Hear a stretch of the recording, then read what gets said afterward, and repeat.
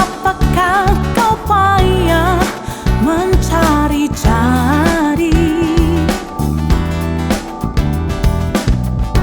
Apakah kau payah berkeliling?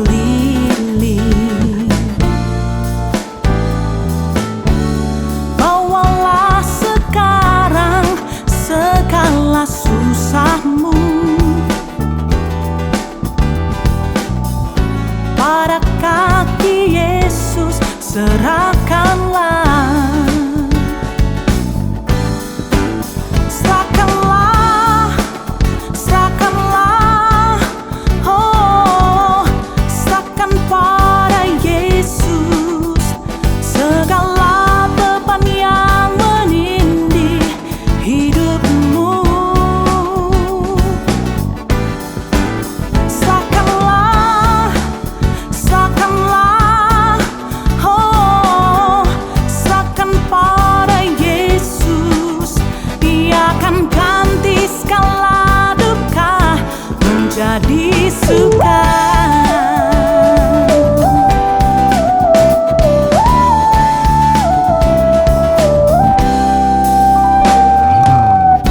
Tak pernah Dia janji hari kan panas, tak pernah Dia janji pasti ada hujan. Oh, oh, oh, tapi Dia berjanji memberi kekuatan bila topan ganas melandamu. Serahkanlah, serahkanlah, oh, serahkan pada Yesus segala beban yang menindih hidupmu. Serahkanlah, serahkanlah, oh, serahkan pada Yesus. Dia akan ganti segala duka menjadi suka. Serahkanlah, serahkanlah, oh, serahkan pada Yesus segala beban yang menindih hidupmu. Oh, serahkanlah, serahkanlah, oh, serahkan pada Yesus. Dia akan ganti segala duka menjadi suka. Oh, Dia akan ganti segala duka menjadi suka. Oh, Dia akan ganti segala duka menjadi suka.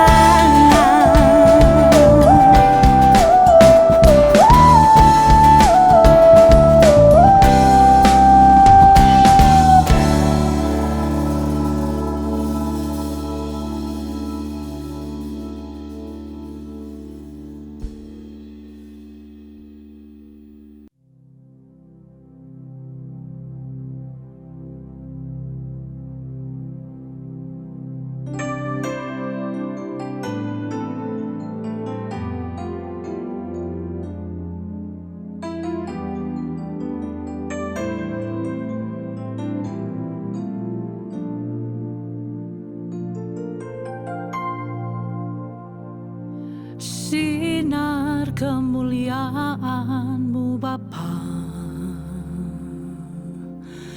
memenuhi sekelilingku.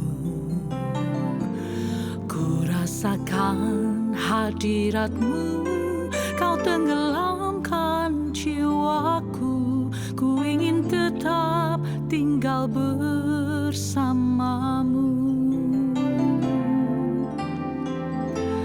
Ku ingin tetap di sini, menikmati bait-Mu. Ku ingin tetap di sini dan memandang indah wajah-Mu.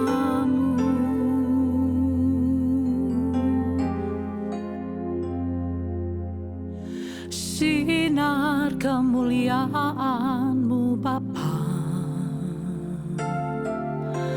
memenuhi sekelilingku. Ku rasakan hadirat-Mu, Kau tenggelamkan jiwaku. Ku ingin tetap tinggal bersama-Mu. Ku ingin tetap di sini, menikmati bait-Mu. Ku ingin tetap di sini dan memandang indah wajah-Mu. Ku ingin tetap di sini, menikmati bait-Mu. Ku ingin tetap di sini dan memandang indah wajah-Mu, dan memandang indah wajah-Mu, dan memandang indah wajah-Mu.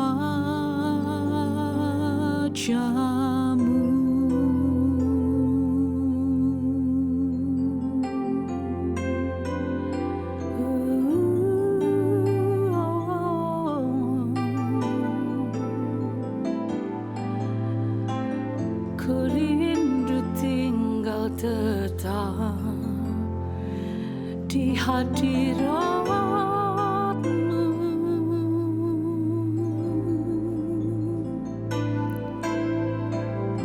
Lebih baik satu hari di pelataran-Mu daripada 1000 hari di tempat yang lain.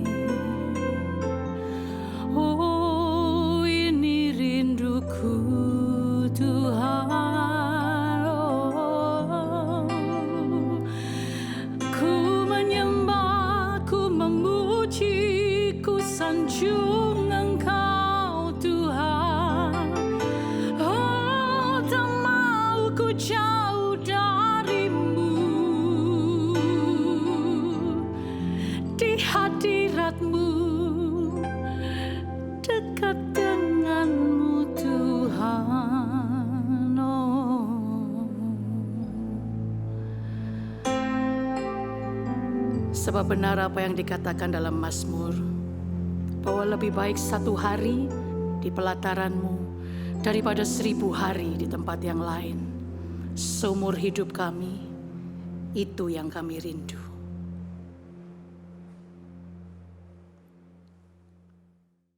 Shalom saudara sekalian, salam sejahtera dalam kasih Tuhan kita Yesus Kristus. Saudara-saudara sekalian, jemaat yang dikasih Tuhan dari Gereja Suara Kebenaran Injil Betani Nginden, Manyar, Citraland, Sukomanunggal, dan seluruh cabang sekota di Surabaya dan sekitarnya. Ini kesempatan yang sangat indah di mana kita boleh mendengar suara kebenaran. Saudara, Yesus berkata bahwa Dia adalah jalan.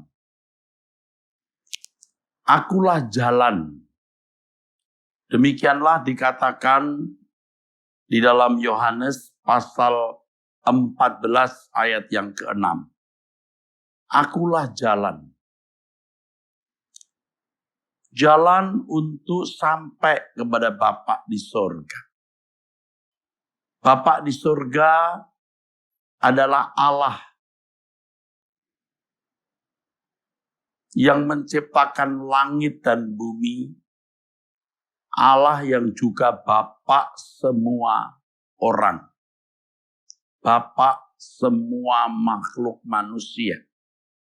Karena semua manusia sebenarnya adalah anak-anak Allah. Karena Adam adalah anak Allah. Saudara membaca di dalam Alkitab, Adam disebut anak Allah. Roh yang ada pada manusia itu roh dari Allah.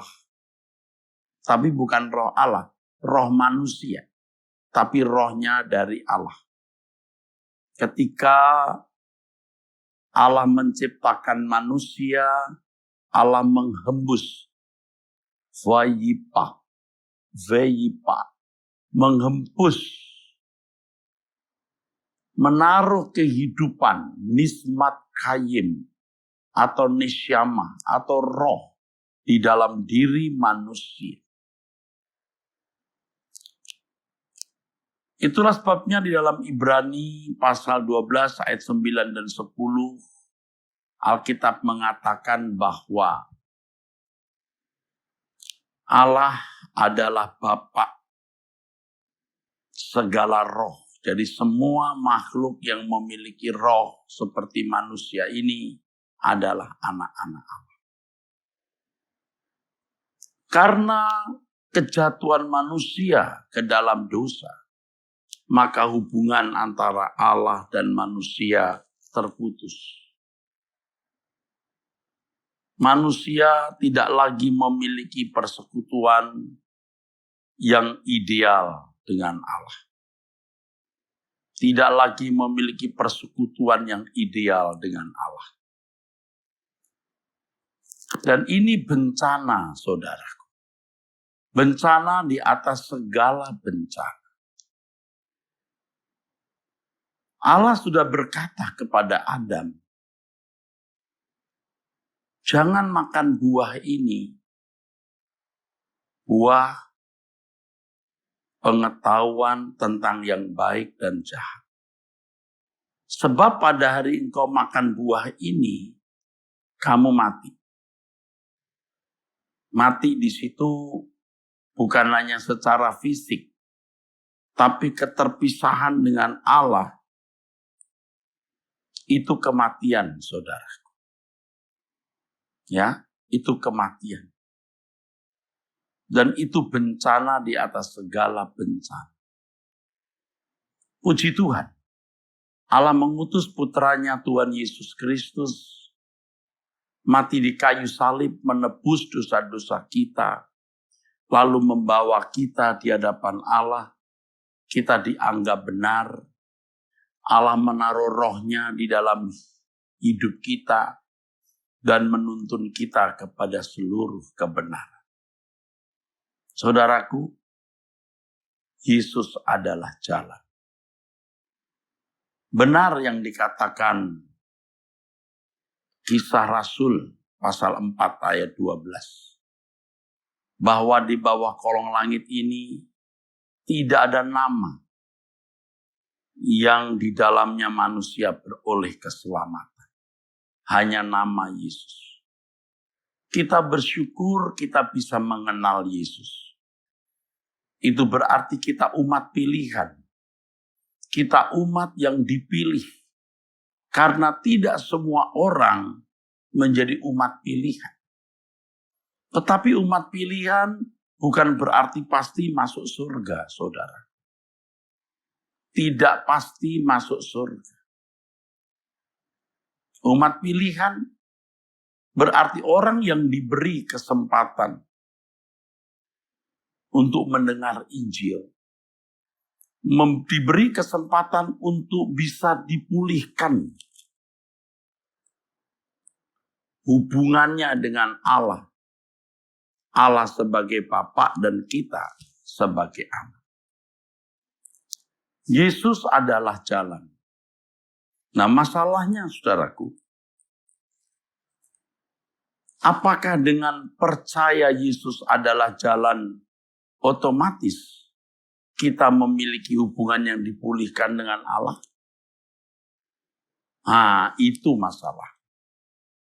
Banyak orang Kristen berpikir asal percaya Yesus sebagai Tuhan dan Juru Selamat, maka berarti ia telah memiliki pemulihan hubungan dengan Allah. Padahal kalau kita jujur melihat, banyak orang Kristen tidak tahu, tidak mengerti, karena tidak mengalami apa artinya dipertemukan dengan Allah, dipulihkan dengan Allah. Tidak mengerti dan tidak mengenal bagaimana hubungan yang dipulihkan dengan Allah itu. Yesus adalah jalan. Jalan itu bukan hanya dipercayai, bukan hanya diakui, tetapi harus dijalani. Nah, inilah yang menjadi masalah. Harus dijalani, saudara. Nah, pertanyaannya, apakah saudara sudah menjalani jalan itu? Coba, perkarakan ini dalam hidup saudara. Apakah kita sudah menjalani jalan itu? Saudara menjadi orang Kristen ke gereja, kebaktian, memuji-muji, menyembah Allah. Itu bukan berarti saudara sudah menjalani jalan itu. Akulah jalan. Dalam bahasa aslinya itu hodos. Artinya lorong panjang. Kalau kita percaya Yesus adalah jalan, kita harus menjalani jalan itu. Dia sebagai jalan. Dia sebagai jalan artinya kita harus mengikuti jejaknya. Harus mengikuti jejaknya sehingga kita memiliki kualitas hidup seperti dia. Ini mestinya menjadi satu kehormatan, saudara. Ini mestinya menjadi satu kehormatan. Kita bisa mengikuti jejaknya dan memiliki kualitas hidup seperti dia. Hal ini bukan sesuatu yang mustahil. Karena Alkitab sendiri berkata, hendaklah kamu dalam hidupmu bersama menaruh pikiran dan perasaan yang terdapat juga dalam Kristus Yesus. Memiliki pikiran perasaan Kristus, cara berpikir Kristus, sehingga gaya hidup kita adalah gaya hidupnya. Itu sebuah keniscayaan. Sesuatu yang bisa dialami. Roma pasal 8 ayat 28-29, saudaraku. Bahwa Allah itu membentuk kita melalui setiap peristiwa agar kita serupa dengan Dia. Jadi jangan ragu-ragu, jangan sangsi. Kita itu bisa menjadi seperti Yesus. Mengapa kita harus seperti Yesus? Mengapa kita harus ikut jejaknya yang sama dengan menjalani jalan itu? Iya, sebab kalau kita tidak mengikut jejak Tuhan Yesus atau menjalani Dia sebagai jalan, kalau tidak, kita tidak memiliki kualitas hidup seperti Dia, kita tidak sampai kepada Bapa. Nah, sampai kepada Bapa itu artinya bukan sekedar masuk surga. Dari kecil ya, sampai saya dewasa, yang saya pahami dari apa yang saya dengar dari hampir semua orang. Kalau jujur, semua orang. Bahwa sampai kepada Bapa itu artinya masuk surga. Jadi kalau sudah mengaku Yesus sebagai Tuhan dan Juru Selamat, ya kita mengakui bahwa Dia jalan satu-satunya. Nah, sudah. Nanti mati masuk surga. Sehingga seperti yang saya lihat dalam kehidupan keluarga saya waktu saya masih kecil dan tetangga-tetangga Kristen yang lain, mereka hidupnya tidak berbeda dengan orang-orang yang ada di sekitarnya. Bahkan saya dulu waktu kecil, waktu kanak-kanak ya, menilai tetangga-tetangga saya orang Kristen itu ada yang jahat-jahat. Dan memang ada tindakan-tindakan yang melukai dan merugikan. Saudara,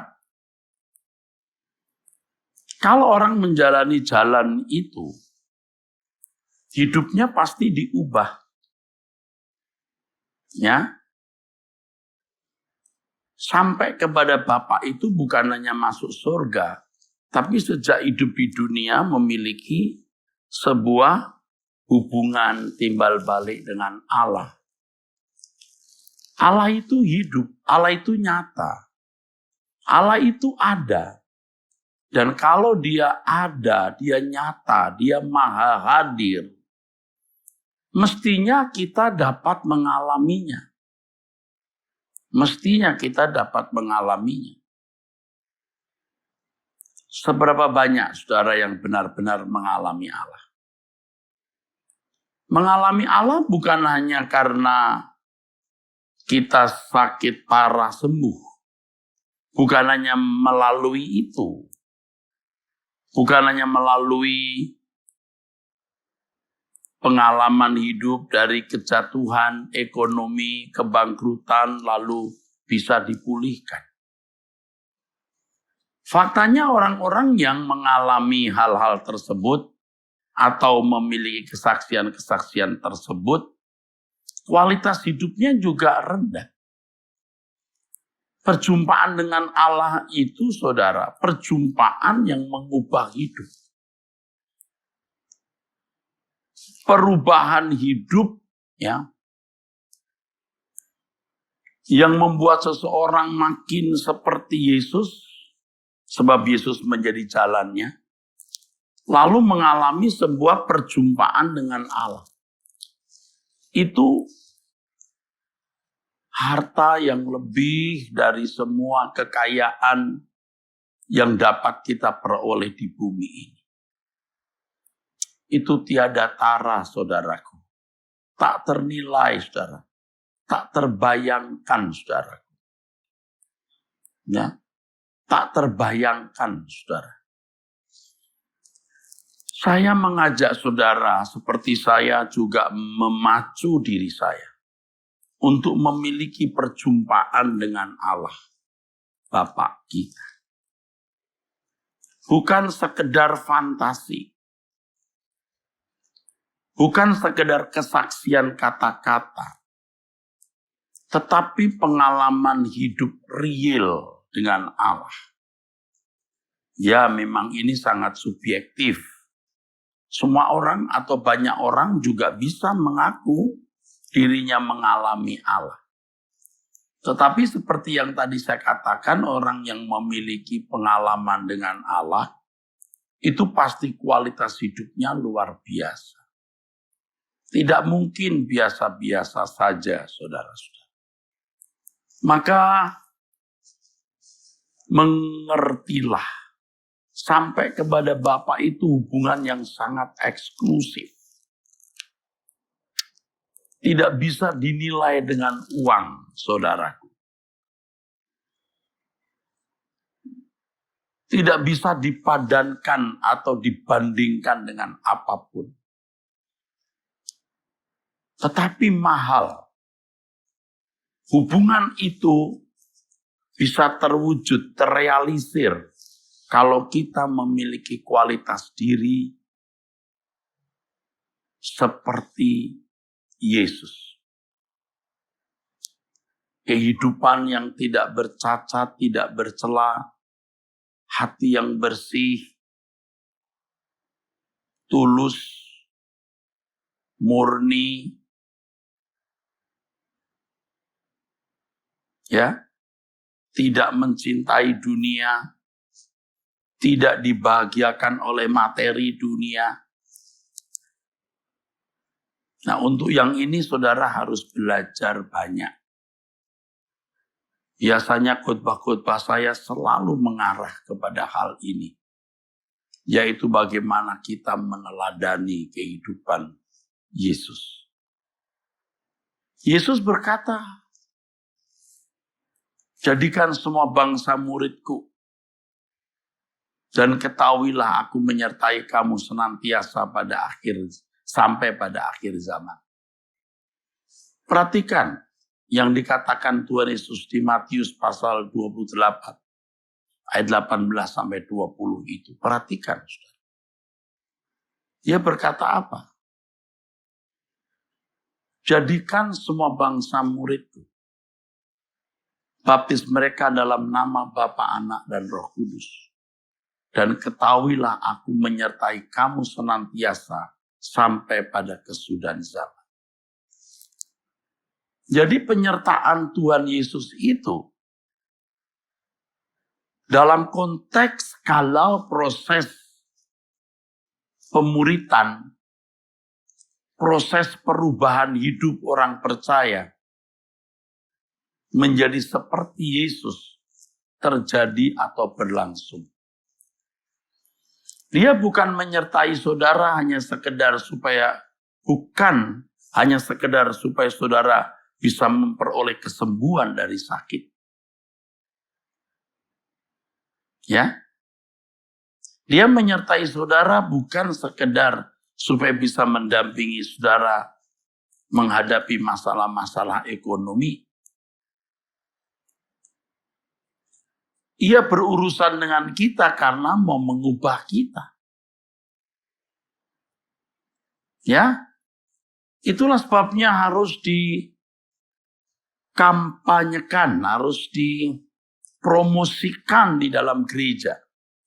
Bahwa kalau kita ikut Yesus, Dia pasti menyertai hidup kita dengan maksud supaya Ia bisa mendidik kita menjadi seperti dirinya.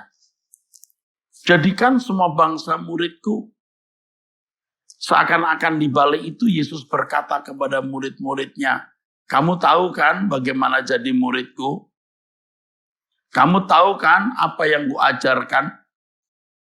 Kamu tahu kan maksud daripada mengikut aku? Nah, bagikan itu, sampaikan itu juga kepada orang lain. Nah, itu maksudnya. Dan kita melihat di dalam kisah para rasul bagaimana murid-murid Yesus ya meneruskan Injil kepada orang-orang pada zaman itu. Memang ada mujizat 1-2 ada, saudara. Tetapi pada umumnya dan pada intinya mereka mendidik, tekun dalam pengajaran rasul-rasul. Mendidik agar mereka memiliki cara berpikir yang baru. Yaitu cara berpikir seperti yang ada pada Yesus. Memiliki gaya hidup seperti yang Yesus kenakan.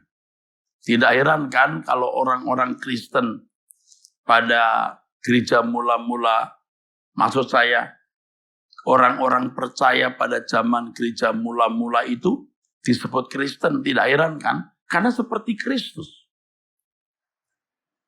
Karena seperti Kristus, karena berkualitas seperti Kristus, maka bisa adjust, bisa menyesuaikan diri dengan Allah Bapa. Kalau karakter kita, watak kita tidak seperti Kristus, tidak nyambung. Nggak bisa menyesuaikan diri dengan Allah. Ingat, Allah tidak menyesuaikan diri dengan kita. Kita yang harus menyesuaikan diri dengan Allah. Bukti ya, kalau Allah mengendaki bahwa manusia yang harus menyesuaikan diri dengan Allah. Buktinya nih, satu saja dulu. Ketika di Taman Eden, ya, manusia pertama memberontak. Tidak ada kompromi, saudara. Diusir.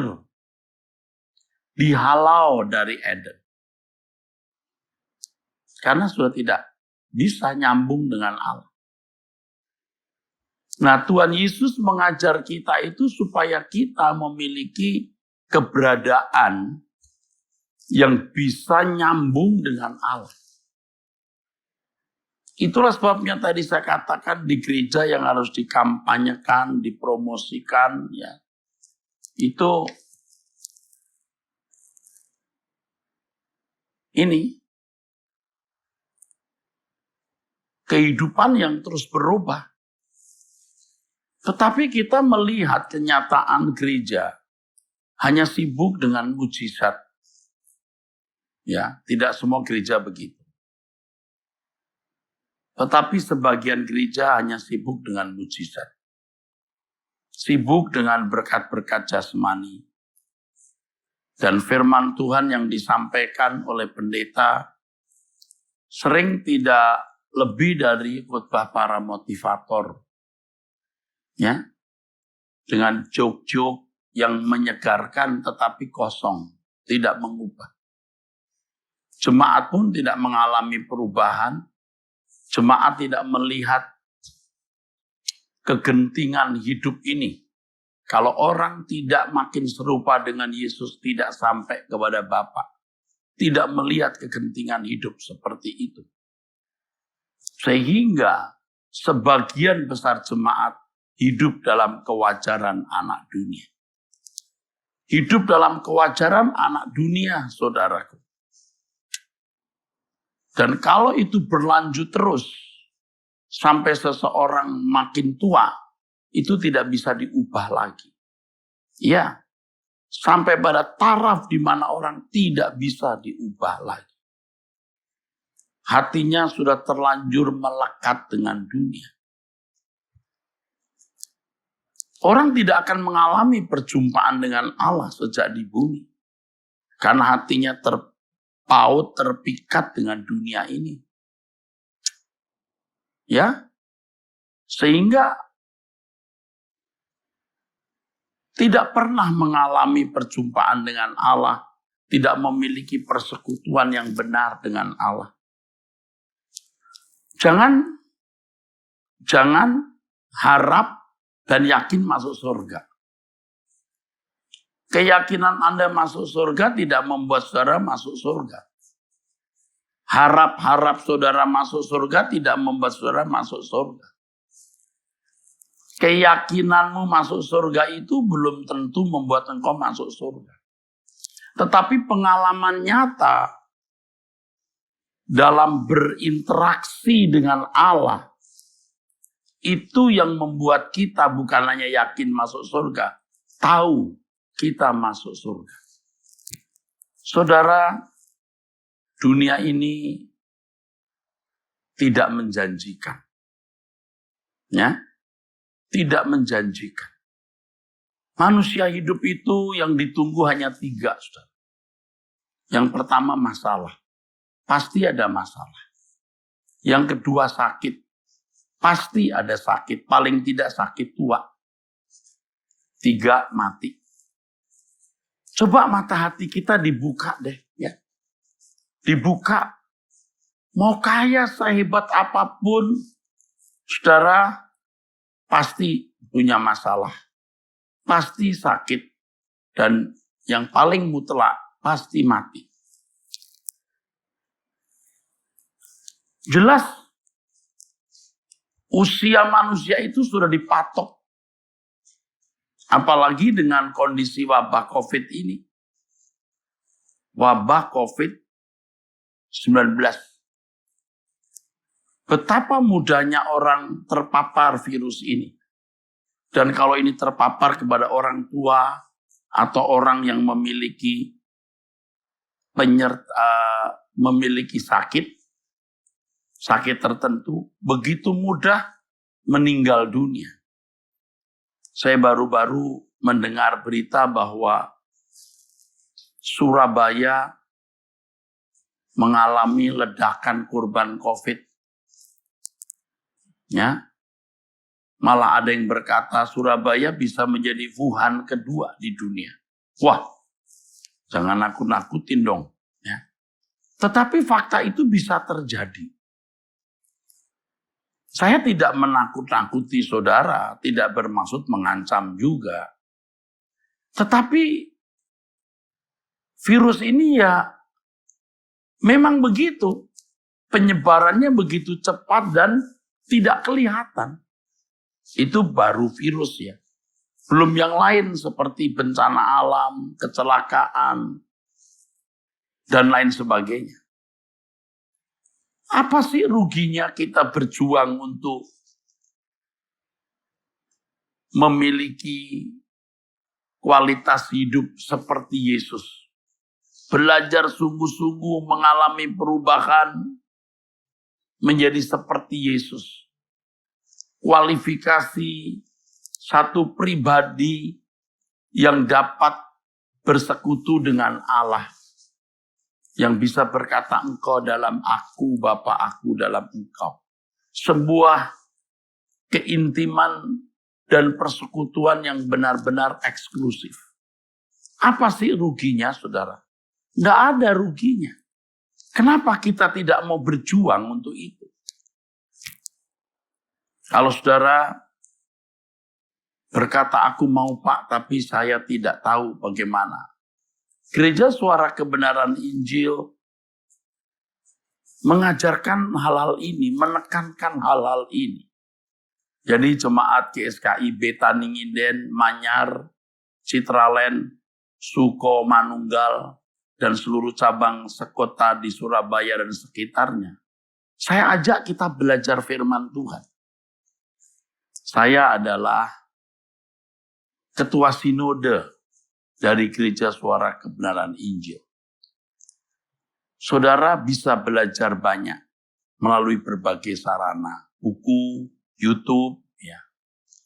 Tetapi tetap hari Minggu saudara ke gereja di mana saudara sudah berbakti ya di GSKI Nginden ini.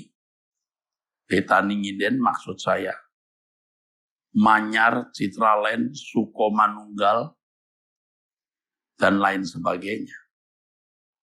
Dan pada masa pandemi COVID-19 ini, saudara mengikuti terus khotbah, ya, streaming dari jemaat GSKI, Betani Nginden, Manyar, Citraland, Suko Manunggal, dan cabang-cabangnya. Ikuti terus saudara. Ya.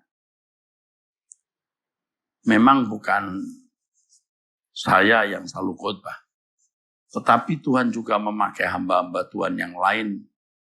Saudaraku menyampaikan kebenaran firman Tuhan ini. Saudara. Ayo. Tuhan memberi kita kesempatan saudara. Tidak ada ruginya, bahkan inilah harta yang sesungguhnya. kumpulkan harta di surga itu maksudnya ini. Ya. Kita menjadi gereja yang sukses. Bukan karena kita kaya secara materi, bukan karena kita terhormat di mata masyarakat dengan pangkat dan gelar. Ya walaupun tidak salah memiliki pangkat dan gelar serta kekayaan. Tetapi nilai kita adalah kita menjadi manusia Allah, man of God. Ya, yang segambar serupa dengan Allah. Serupa dengan Yesus karena Yesuslah model manusia yang segambar serupa dengan Dia, dengan Allah. Kalau saudara bertekad untuk masuk pergumulan menjadi serupa dengan Yesus, saudara berdoa, berseru kepada Allah, dan benar-benar menyediakan diri untuk itu, bersedia digarap dan dibentuk oleh Allah, maka saudara akan mengalami pembentukan dan penggarapannya itu.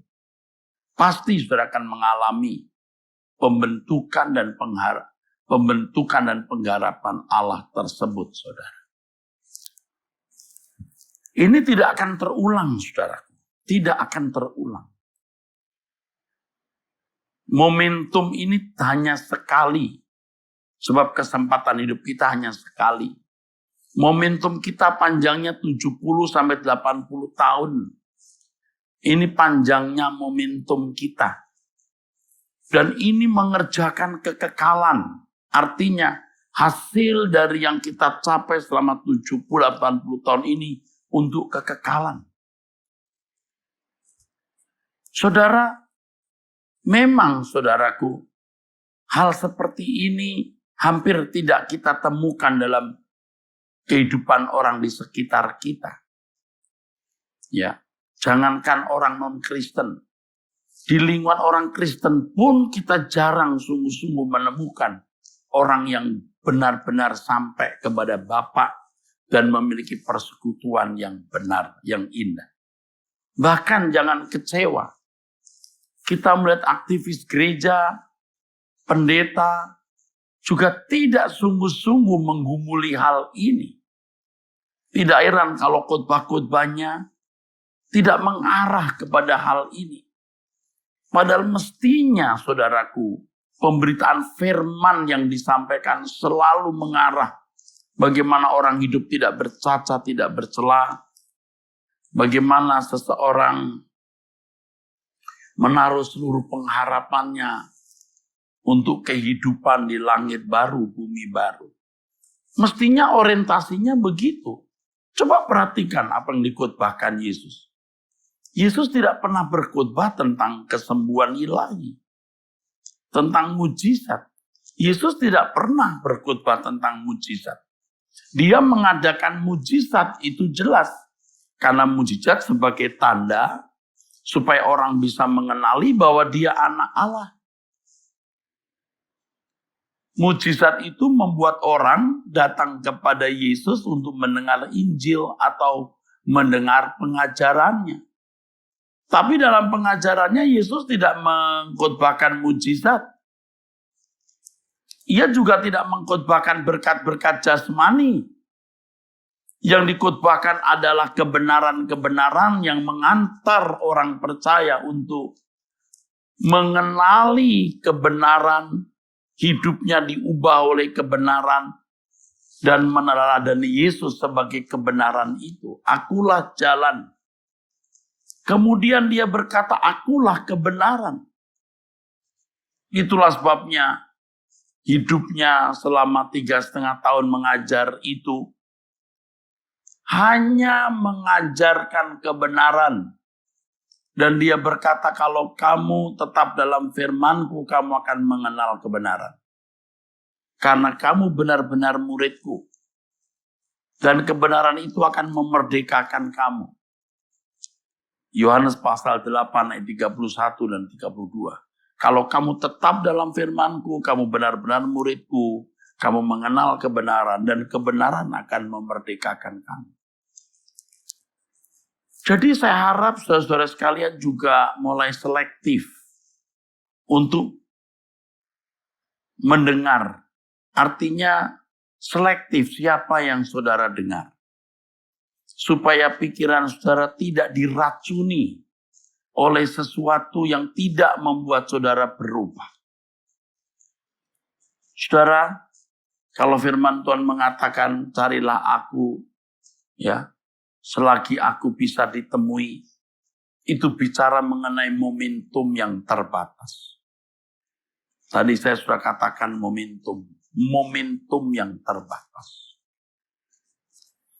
Memang khotbah saya ini seakan-akan masih tidak down to earth. Down to earth. Bagaimana bisa diimplementasikan? Bagaimana bisa dikenakan? Ya tentu saja karena waktu saya terbatas, saudaraku. Mengikut Yesus itu tidak bisa dijelaskan dalam 1-2 kali khotbah. 70 tahun umur hidup kita itu perjalanan waktu mengikut Yesus. Masing-masing orang akan memiliki pengalaman yang khusus dan khas dalam mengikut Yesus. Dia hidup. Jadikan semua bangsa muridku, aku akan menyertai. Dia pasti hadir. Tentu bagi orang-orang yang mau belajar. Jadi seperti yang tadi saya katakan, saudara harus menjerit. Kalau perlu meratap. Tuhan, aku mau mengikut Engkau. Artinya Tuhan, aku mau menjalani, mengikuti jalan-Mu. Mengikuti Engkau sebagai jalanku. Menjerit, berseru. Tuhan akan tunjukkan nanti asal saudara sungguh-sungguh. Saudara berkata, Tuhan aku mau bukan saja meyakini Engkau jalan itu, tapi menjalani jalan itu dengan mengikuti jejak-Mu. Bagaimana Tuhan? Tuhan akan menjawab. Yang ini tidak bisa saya jelaskan, bukan? Tuhan pasti menjawab. Pasti menjawab. Saudara akan mengalami kehadirannya dalam hidup saudara. Ya, justru pengalaman berjalan dengan Tuhan dalam konteks pemuritan di mana Tuhan mengubah kita, itu akan menjadi goresan yang kuat sekali. Kalau hanya dari sakit sembuh, lambat laun kesaksian itu bisa pudar, saudara. Oh, pernah sakit kanker ganas stadium 4, stadium akhir katakan. Dulu waktu usia 20 tahun, sekarang sudah usia 60 tahun. Itu kesaksian jadi basi, expired. Tetapi pengalaman dengan Tuhan yang fresh melalui pengalaman, melalui kejadian demi kejadian dan peristiwa demi peristiwa. Di mana kita diubahkan, watak kita diubahkan, karakter kita diubahkan. Itu menggores kuat. Ya, menggores kuat karena mengubah karakter, mengubah watak kita. Itu luar biasa, saudara. Makanya kebenaran itu harus dipelajari. Nah, tentu waktu yang singkat ini saya tidak bisa membagi kebenaran. Tetapi kalau saudara mengikuti khotbah-khotbah saya, saudara akan menangkap kebenaran itu. Kebenaran yang saudara pahami, yang mengarahkan cara berpikir yang benar, mengubah gaya hidup, sampai Anda memiliki satu jenis atau versi hidup, yaitu hidupnya Tuhan Yesus. Yesus berkata, akulah jalan, kebenaran, dan hidup. Mengenakan hidupnya. Dan memang mesti fairnya begitu. Kita ini mestinya masuk neraka, bukan? Karena kita semua orang berdosa, kita tidak memiliki hidup, ya kan? Karena masuk neraka. Tapi Yesus mati di kayu salib menebus dosa kita. Mestinya kita berhenti mengenakan hidup kita sendiri. Kita harus mengenakan hidup versi Tuhan. Dan memang kalau kita tidak memiliki hidup versi Tuhan, ya, Pasti saudaraku, kita tidak akan masuk kerajaan surga karena kita tidak bisa menjumpai Bapa. Jadi fairnya kita tidak lagi mengenakan hidup versi kita, tidak mengenakan hidup kita sendiri, tapi mengenakan hidup versi Tuhan. Sehingga kita bisa berkata seperti Paulus dalam Galatia pasal 2 ayat 19 dan 20. Hidupku bukan aku lagi, tapi Kristus yang hidup di dalam aku.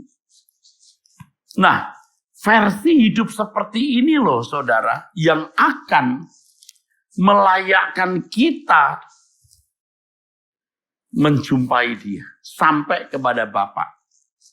Dan kita bisa berjalan seiring dan seirama dengan Bapa sejak di dunia ini, saudara. Ya, kalau kita tidak memiliki kehidupan yang semakin seperti Yesus, kita tidak bisa nyambung, tidak bisa tune, tidak bisa klop, tidak bisa kerek dengan Allah. Tidak bisa. Ya, ingat, bukan Allah yang menyesuaikan diri terhadap kita. Kita yang menyesuaikan diri terhadap Allah. Ya, Allah tidak selalu mentolerir keadaan kita yang tidak kudus. Kalau kita masih baru menjadi Kristen, Allah bisa mentolerir. Tetapi saudaraku, itu tidak terus-menerus begitu. Ya, kita harus berubah, makin memiliki kekudusannya, karena Allah Bapa berkata, kuduslah kamu sebab aku kudus. Kita yang harus menyesuaikan diri dengan Allah. Ya. Nah, banyak orang Kristen yang tidak pernah berjuang untuk menyesuaikan diri dengan Allah. Hidupnya terus dalam kewajaran anak-anak dunia. Dan merasa bahwa dengan mengakui Yesus sebagai jalan, kebenaran, dan hidup, mengakui Yesus sebagai Tuhan dan Juru Selamat, nanti mati masuk surga. Keselamatan bukan hanya terhindar dari neraka dan diperkenan masuk surga. Keselamatan itu dikembalikannya manusia ke rancangan Allah semula. Dan rancangan Allah semula itu menciptakan manusia yang segambar serupa dengan Allah. Yang mana Allah bisa bersekutu. Ya, yang mana Allah bisa memiliki hubungan timbal balik. Secara pribadi namanya hubungan interpersonal.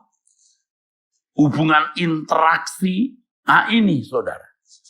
Ini harus merupakan hal yang real kita alami. Bukan fantasi. Ini hal yang real kita alami. Dan jangan sampai kita kehilangan kesempatan ini. Tetaplah di GSKI saudara.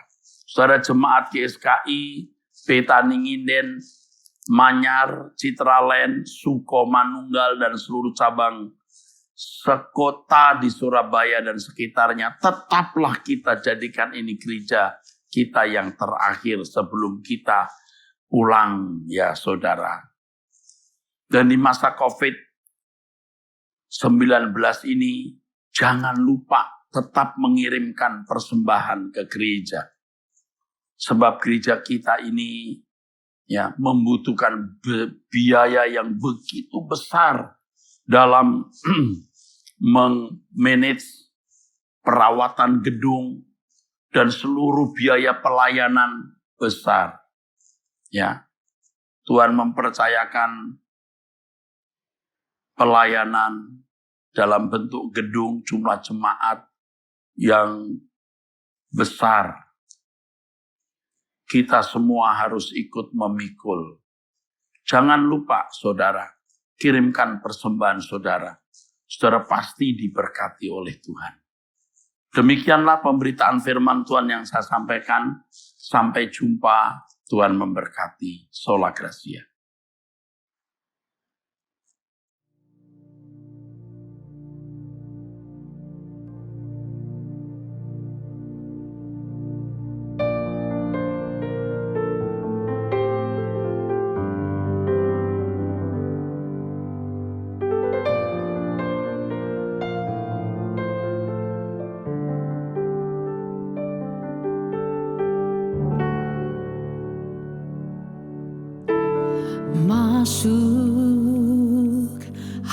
hadirat-Mu Tuhan, dengan korban pujian masuk hadirat-Mu Tuhan, berhiaskan kekudusan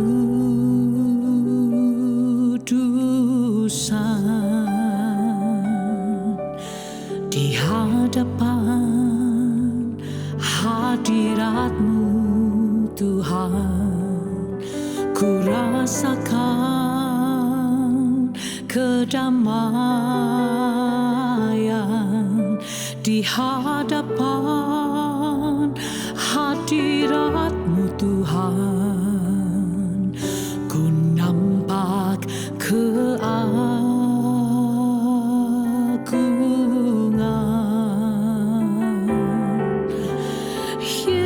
Yesus, ku sembah Kau, sujud di hadapan-Mu. Keinginan dalam hidupku hanya untuk menyembah-Mu.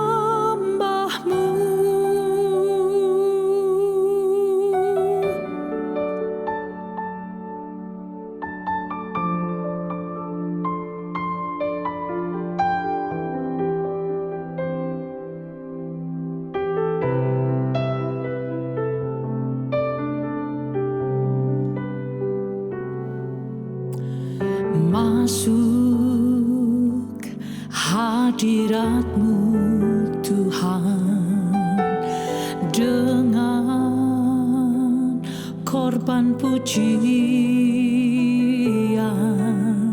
masuk hadirat-Mu Tuhan, berhiaskan kekudusan